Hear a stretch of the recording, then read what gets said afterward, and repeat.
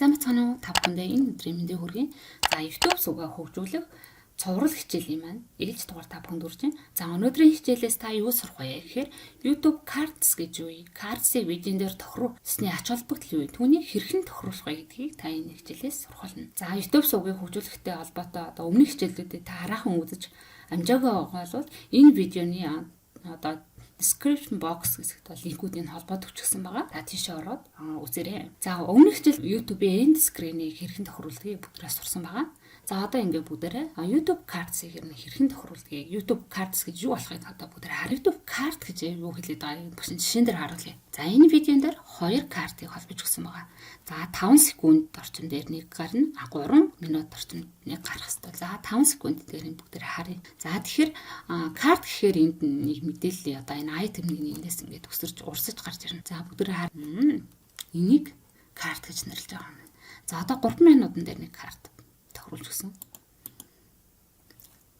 За ингээ 2 карт маань ингээ гарч. За тэгэхээр одоо энэ I гэсэн тэмдэглэгийн дээр дарахаар тухайн видеон дээр холбосон картууд гарч ирдэг. Таны видео үзэж байгаа хүмүүс дараагийн видео болон өөр сувг, өөр вебсайт руу хандах тэр тохируулгыг бол хийх боломжийг олгодог. За end screen бол яг видео ингээд төгсөх хэсэгт нь гаргаж өгдөг байгаа тийм ээ. Бокс хэлбэрээр. За энэ одоо картыг бол видеоны бол хаана гаргаж өгч болдог. Эхэнд нь ч гаргаж өгч болох нь дунд нь төгсгөлд нь гээд ингээд тохируулж өгч болох нь. За одоо тэгэхээр бүгдээрээ энийг ер нь хэрхэн хийхийг бүгдээр харъя. Энэ видеон дээр карт нэмж өгье. За тэгэхээр карт нэмхийн тулд бид нэр энэ тухайн видеогоо сонгоод за edit видео. За ингэхээр видео засварлах хэсэг рүү орж ирнэ. За видеон дээр картаа ингээд тохируулахдаа видеогоо оруулж явахдаа тохируулж болно. Эсвэл оруулсныхаа дараа саяны шиг ингээд edit видео гэдэг ингээд засварлаж орж ирээд ингээд оруулах боломжтой. За одоо энэ зүүн гартлын хамгийн дор байгаа энэ cards гэдэг дээр таарна. За cards сонгох нэгжэн cards сонгосны баруун энэ талд нь болохоор одоо бид нэр картанда юу олбож өгөх болох вэ гэдгийг харуулж байна. За видео олбож болох нь плейлист олбож өгөх нь тэгээд мөн сувг тэгээд өөр вебсайтны хаягч мөн бусад линкүүдийг холбох боломжтой. За энэ доотлолд болохоор одоо хугацааны интервалыг харуулж байна тийм ээ.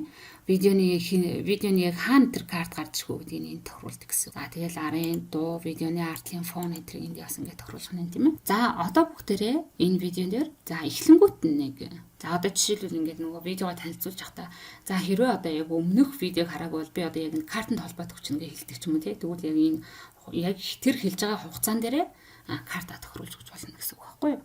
За одоо энэ дээр бүгдээрээ видео карт нэмж өгье. За тэгэхээр энэ видео гэдгийг сонгоод add гэснийг дарчих нь. За эндээс энэ одоо гаргаж. За тэгэхээр ийм байдалтай бид нэрийн карт харагдах нь. За саяны тохируулсан карт маань видеог тоглуулж гиснээс хойш 16 секунд тэр энэ гарч ирэх нь.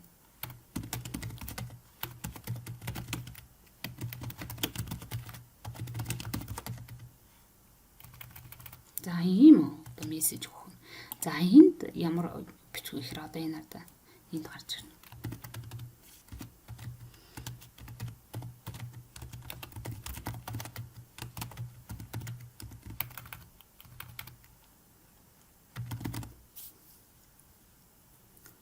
За одоо бүгд 2 минутан дээр нэг карт нэмье. За карт нэмэхдээ энд дараад карт нэмж болно. Нэг нэмэх тэмдэгэн дээр эсвэл энэ карт гэдэг дээр дараад нэмэх боломжтой. За add карт гэдэг дээр дарая. За эндээс одоо яг идэвхтэй байгаа 3 сонголт байна тийм ээ. Видео, плейлист, channel гэдэг энэ 3-ыг би нэмэх боломжтой. Линкийг бол нэмэх боломжгүй байна тийм ээ. YouTube partner програмд одоо нэгсэн тохиолдолд та энэ линк гэсэн картыг нэмэх боломжтой гэж байна. За одоо эндээс түрүүнд видео за одоо плейлист гэдгийг сонгоё. За харахаа одоо энд плейлист байхгүй байна тийм ээ. Би тэрэнд плейлистийг энэ одоо сувг дээр үүсгөөг болохоор плейлист гэж гарч ирэхгүй байна. За хэрвээ плейлист сонгохын доотлолт нь гарна тийм ээ. Дараагийн хичээл дээр бүгдээрээ плейлист хэрхэн үүсгэхийг үзэх болохоор энд одоо харахандаа хүчнэ. Плейлист үүсгөөг байгаа. За тэгээд юу яагаад нэг сувг холбоод өгч дөө channel. За ингээд сувгийнхаа нэрийг ингээд бичгээр ингээд сувг маань гараад ирэх юм тий. За энэ сувгаас. За энд мөн customer message тийм үү.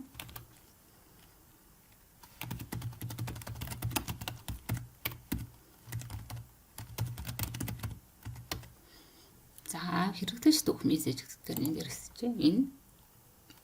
За ингэ биччихв.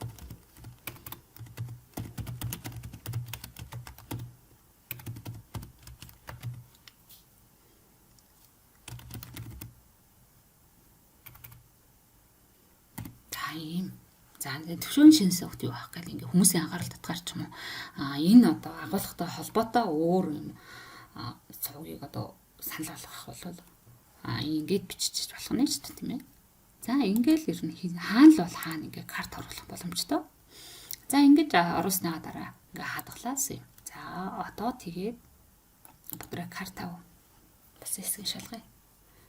За бид 1 минут 16 секунд дээрсэн тийм ээ. За одоо бидний карт гарч ирж байна. За 2 минутын дээр. За 2 дахь карт маань гарч ирж байна. За ингээд картн дээр custom message гэдсэн чинь тэр энд гарч ирж байна тийм ээ. Мэдээллийн технологи. За картыг бол ингээд тохируулдаг байна. Тэгэхээр та YouTube сувд оруулж байгаа видео болгон дээрээ карт бол нэмж өгөрөө. За картыг ингэж нэмснээрээ одоо таны сувгдах видеог үзэгч илүү их үзэх боломжтой. Одоо таны сувгийн үзэлтийн цаг ихсэх.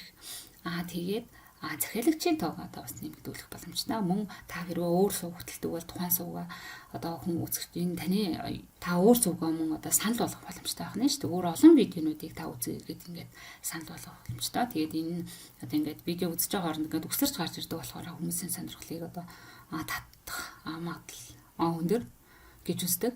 За тэгээд ер нь одоо ингээд видеон дээр хэрвээ та одоо байнгын карт тэгэл энд скрин тэгээ нөгөө түлхүүр үг хаштаг энэ төрөө сайн бичиж тавих юм бол одоо Google-ийн алгоритм болохоор одоо яг тийм их өндөр хандлттай видеонуудыг одоо хэрэглэгч одоо таны агуулгатай холбоотой түлхүүр үгээр ингээ хайлт хийнгүүт хайлтын систем таныхыг одоо дээгүр гаргаж ирэх эсвэл дээгүр ирэмблэгдэх юм боломжийг бол одоо олгодог.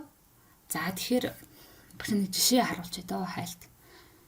За одоо би жишээлбэл одоо ингээ 13-аар бичиж сурах гэж байгаа хүн 13-аар бичиж сурах гэсэн хайлт.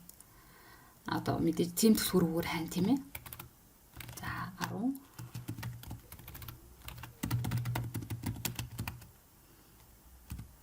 бичиж сурах. Эсвэл за 13-аар бичих гээд. За ийм түлхүүрээр одоо хэрэглэгч хайж гин тийм ээ. За тэгээ ингээ хайн. Ингээд хайлт хийхээр одоо энд хамгийн их үзэлттэй видеонуудыг ингэж харуулдаг байхгүй юу? За бусад видеонуудыг харъя. За тэгэхээр за ингэж бичээд энэ одоо Google-ийн юм уу YouTube хамгийн ихний ингээд хуудсанд гарч ирэх бол маш чухал. Яг одоо хайлт таны видеонуудыг хүмүүс маш их үзэх боломжтой болно гэсэн үг байхгүй юу? За тэгэхээр би болохоор энэ за энэ 13-аар бичиж сурах гэдэг одоо миний видео байна. Тэгэхээр би энэ видеоноор ер нь YouTube дээр видеогоо оруулахдаа жишээл 13-аар бичиж сурахтай холбоотой юм видео оруулвал тэгээ бүх видеонд энэ 13-аар бичиж сурахтай холбоотой картууд гэж өгнө энэ скринээ холбож өгнө тэгээ нөгөө нэг хаштаг тэгээд description box-та буюу одоо энэ видеон дээр дандаа нөгөө 13-аар бичих гэсэн тэр түлхүүрүүдээ ингэж холбож өгөөд авах юм бол хэрэглэгч таны видеог үздэг хүмүүс ингээд үзэл ах юм бол хайлтны ийм байдлаар ингээд өндөр ирэмблэгдэх боломжтой байдаг байхгүй юу? Тийм болохоор энэ карт хэрвээ та одоо YouTube сувгийг хөгжүүлж өөрийнхөө видеог одоо илүү олон хүн үзээсээ илүү олон гоё захиалагчтай болохыг бол та энэ одоо карт тэр энд скрин тэгэл энэ хаштаг энтриг бол аягүй сайн хэрэглээрэй. За өнөөдрийн хичээл маань ингээд дуустаа дараагийн хичээлээр бүгдээ плейлист яаж үүсгэдэг. Тэгээ YouTube дэх видеонуудаа яаж хэрхэн гоё цэцтэй байх вэ гэдэг үзэн. За одоо нөгөө хичээлийн заавалга таалагдсан болвол хийнийг нь одоо хэрэгтэй гэж үзвэл та шеэрлээрэй мөн тэгээд энэ видеонд лайк тараараа мөн subscribe тавчиг тарахаа мартуу заа.